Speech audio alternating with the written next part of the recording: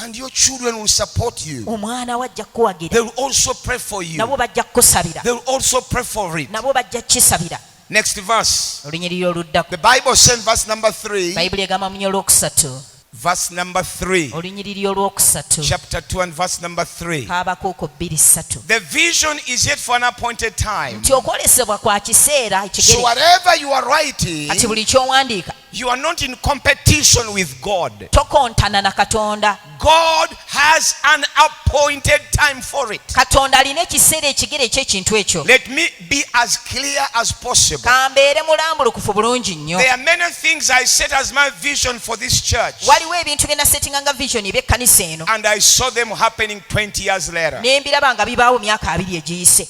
So when I'm writing, Kati bwe mba I am mpandiika, not limiting God to 2023. Katonda simuteekako kkomo ku 2023. Maybe vision number 4 in my version book, the Lord is going to answer it in 2026. Oba oliawo okwolesebwa mu kitabo kyange okwokuna Mukama agenda kuddamu mu 2026. My job is to get a book. Omulimu gwange okufuna kitabo. Second job is to write. Ekyokubiri kuwandiika. Third job is to present them to the Lord in prayer. Ekyokusatu kwe kubawayo eri Katonda mu kusaba. God's responsibility Omulimu gwa Katonda is to give my vision an appointed time to perform it. kwe kuwa okwolesebwa kwange ekiseera ekigere okukituukiriza. It might happen in April. Gino bwe kibaabirawo mu Gwokuna, It might happen in September. kisobola okubeerawo mu It Septemba, might come in December. kiyinza okujja mu Desemba, It might not even come in 2023. kiyinza n'obutajja mu 2023. There is no agreement you signed with God Tewali agulimenti gye wasayininga na Katonda that's supposed to be in 2023. kiteekeddwa kubeerawo mu Your 2023. job is to write your vision. Omulimu gwe okuwandiika kwolesebwako. Thirdly, Ekyokusatu, don't limit God to 7 things. Katonda tomuteekako kkomo ku bintu 7. I limited this church to 7 things for 9 years. Ekkanisa eno nagirimitinga ebintu 7 okumala emyaka 9, And I apologize for that. era ekyo nkyetonda. I repent of that. Neetonda olw'ekyo. Every year, Buli mwaka I could tell you, write 7 things nga mbaga muwandike ebintu 7 which you want God to do for you in this bye year. mwagala Mukama abakolera omwaka guno. Until about 7 years Paka ago, emyaka nga 7 the egiyise, Holy Spirit, I was praying and the Holy Spirit spoke to me. Omwoyo Omutukuvu n'ayogera nange. Who told you I can do only 7? N'angamba nti ani yagamba nti nsobola kukola 7 gwokka. That's why I told you to buy big books. Ensonga ki nabagamba mugule ebitabo ebinene. Write 1,000 of them. Wandiika 1,000. If God answers 40 Mukama bwaddamu 40 this year omwaka guno, and does not answer 860, ate olwo 86 n'ataluddamu, what do you lose? ofiirwa ki? It is better for you to write 900 Kirungi gwewandiike 90 and God answers 50 Katonda n'addamu 5 than writing 7 okusinga okuwandiika and 7 God answers all of them. ate Katonda byonna n'abiddamu. Ani abasinzaawo? Now who has earned more? Golabani. Oli afunye 9 oba 6. So that's why we introduced this. Yensonga ki twateekawo kino We ekitabo. write 600 of them. Wandiika 600. God is omnipotent. Katonda taggwaawo. Omnipotent. He can do all things. Asobola okukola byonna. God is omnipotent. Katonda asobola byonna. There is nothing that can fail him. Tewali kiyinza mulema. Number 4, Ekyokuna, don't write things that you are capable of doing. towandiika bintu by'osobola gwe okwekolera. Something you are capable of doing. Ekintu ky'oyinza okukola gwe, Why do you write it? lwaki okiwandiika? Write things that are beyond human power. Wandiika ebintu ebisukkulumya amaanyi ag'obuntu. Things you cannot do by your academic Ebintu qualifications. by'atasobola kukola na magezi ge ag'essomero. Write things your brain cannot comprehend. Wandiika ebintu obwongo bwo bwe butayinza. Write things which you cannot achieve by your human wisdom. Wandiika ebintu amagezi go bye gatasobola. Write things that your salary cannot do. Wandiika ebintu ng'omusaala gwo tegusobola kubiyinza. Anything your salary can do, don't write it. Ekyo kyonna omusaala gwo kye gusobola okukola tokiwandiika. Your salary can pay the water bills. Nti omusaala gwo gusobola okusasula ebisale It can be by'amazzi, electricity. gusobola okusasula It amasannyalaze, can buy airtime. gusobola okugula airtime. Don't write Ebyo such. tobiwandiika. Write things your salary cannot do. Wandiika ebintu ng'omusaala gwo tegubiyinza. Those are the things we present to the Lord. Ebyo bye bintu bye tuwaayo eri Mukama. Whatever you can do, Buli ky'osobola okukola don't write it. tokiwandiika, Because you can do it anywhere. kubanga osobola okyekolera. Make them plain. birambulule bulungi Your vision is yet for an appointed time. nti okwolesebwako kwa kiseera ekigere It can come in September. kisobola okujja mu gw'omwenda It can come in June. kiyinza okujja mu Can come in November. gw'omusanvu kiyinza okujja mu It might be gw'omwenda set appointed for 2026. kiteekeddwa okubeerako n'ekisaawa ekiseera kyakyo 2026 It can be in 2025. kiyinza okutuukirira mu It does not 2025 stop you from writing it. tekikkomya kuwandiika I have seen things I wrote here happening 16 years ndabye later. ebintu bye nawandiika wano nga bibaddewo ebimu nga wayiseewo emyaka 16 16 years later. myaka 16 nga giyiseewo Because the vision is for an appointed time. kubanga okwolesebwa kwa kiseera ekigere Listen to God's promise. owuliriza ebisuubizo bya But katonda at the end, naye ku nkomerero it shall speak kijja kwogera and not lie. tekijja kulimba At the end of the day, nga byonna biwedde whether this year oba mwaka or guno next year, oba mwaka gujja it will come. kijja kutuukirira God spoke to me about this church in 1989, katonda yayogera nange ebikwata ku kkanisa ne mu 1989 January mu januari 1989. 1989 Pastor Kayanja was there, Sumba Kayanja yaliwo Justina was there, Justina yaliwo and the prophecy came obunnabbi ne bugwa in a small made reed papyrus church on Chiwafu mu Road. kkanisa entono eyali ezimbiddwa n'emmuli ku Kiwafu Road.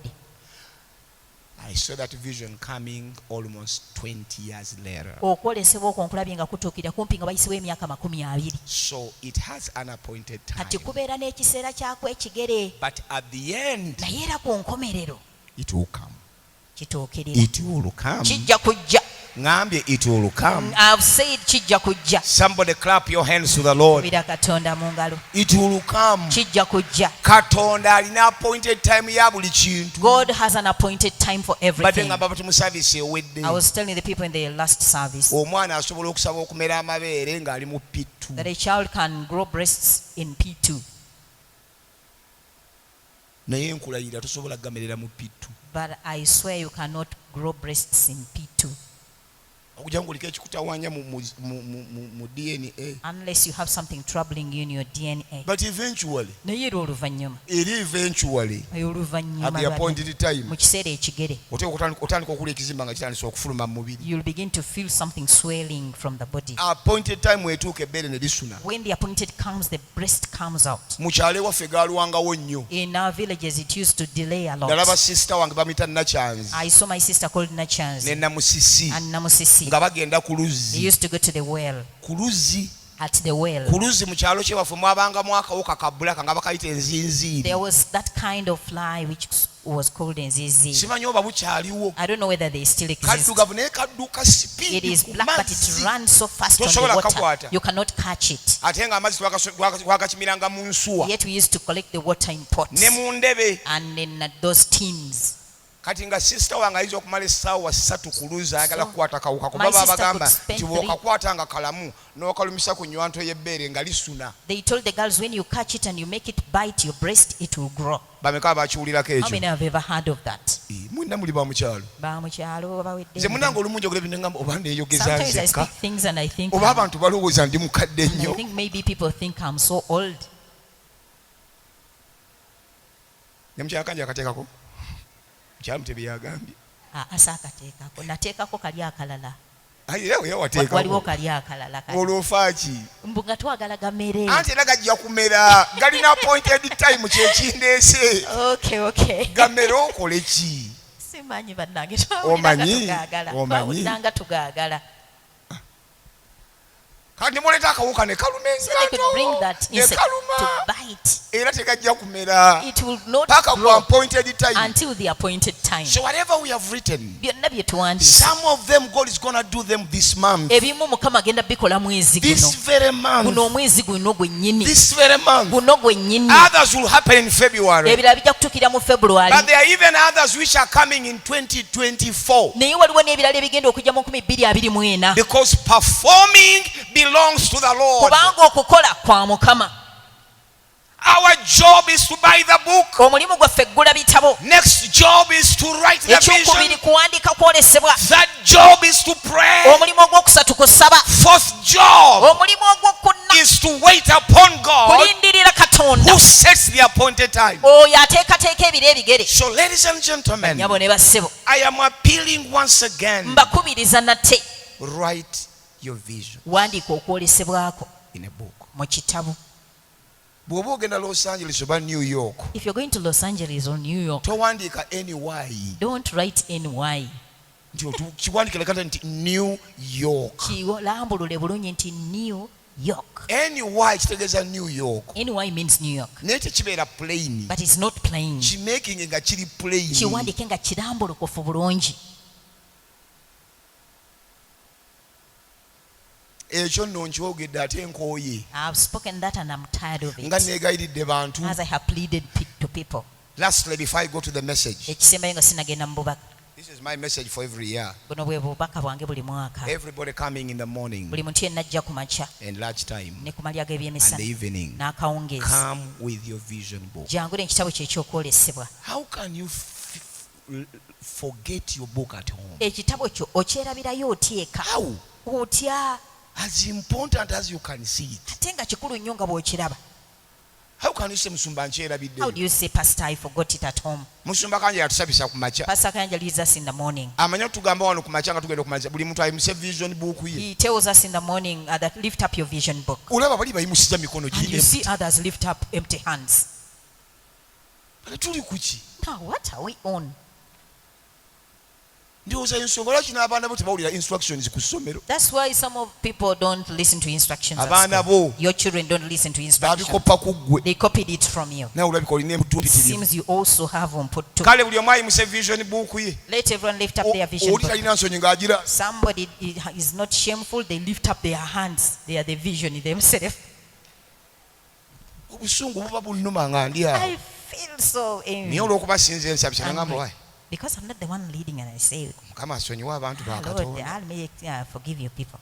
Mukama agambye wandiika. The Lord has said right, Oyimusiza empty hand. but you're lifting up empty hands. Oyo setaani simanyi oba yavaawo. I don't know where that devil came from. Oba bundi bujjo. Whether from Bondivujo, Oba yava Lukaya. maybe from Lukaya. Oba bukoma nsimbi. Simanyi. I don't know where he came from.